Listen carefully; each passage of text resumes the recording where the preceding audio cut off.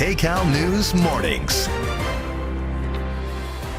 Good morning. Today is Friday, June 16th. I'm Marcy Gonzalez. Yeah, good morning, everyone. Happy Friday. I'm Chris Holmstrom in for Rutabaga Shabazi. It feels good, huh? It does. Friday Feels good. is here. The weekend's going to be beautiful. Well, thank you for waking up with us here on Kcal News and streaming on CBS News Los Angeles. Here are some of the stories that we're tracking for you this morning. All right, so this is a developing story. A deadly overnight tragedy after this car goes Some drizzles out there to start the day. Yep. Oh, gosh. It's like the clouds, a little bit of rain, but it is going to get better for the weekend, right, I'm Amber? so stoked for this Improving. weekend. I'm stoked too. It's going to be because amazing. Finally.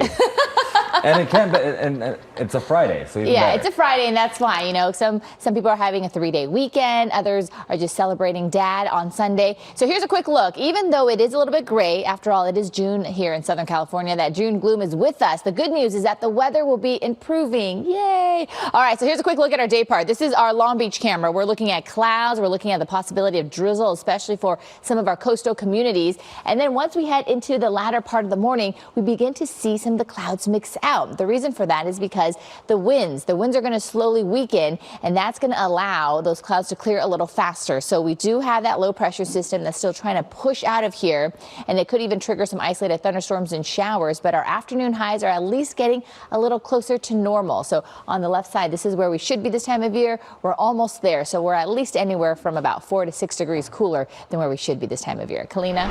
All right, Amber, thank you. And starting off right now with Kcal overhead on the 101, showing you a pretty nice ride here. No major backups. This is through the Westlake area. You can see north and southbound moving nicely. Not even a high volume of cars there. Overall look at LA. The 5 is slowing down slightly coming off the 605 in Downey. Stays slow into downtown. Also have a slight backup on the 105 heading westbound. But our big problem of the morning was that SIG alert, this deadly crash here on the southbound 110 right at Slauson.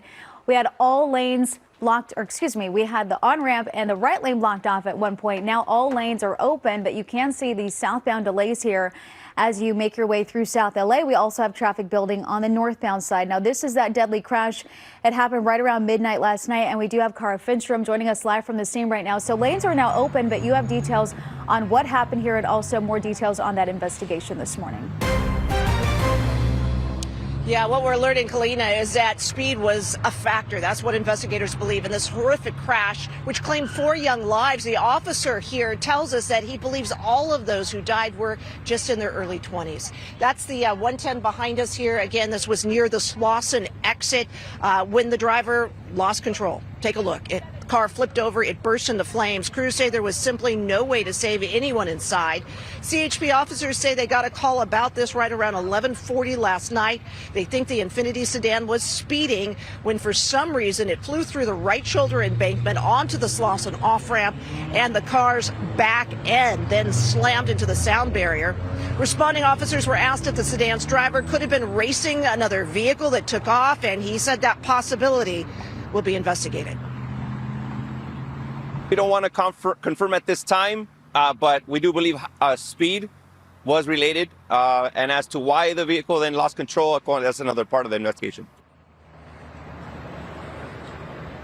And he does tell us it appears the driver who died is a man, but that it's unclear at this point the identities of the others or of him. They're trying to track all of that down. So just heartbreaking for the victims' families.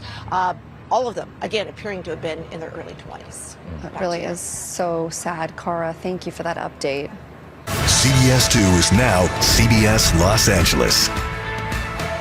We are so excited, we just can't hide it. CBS mornings are, well, everything your morning should be. Let's do it! Let's go! CBS mornings, starting at 7. CBS News Los Angeles, your local news, streaming wherever, whenever.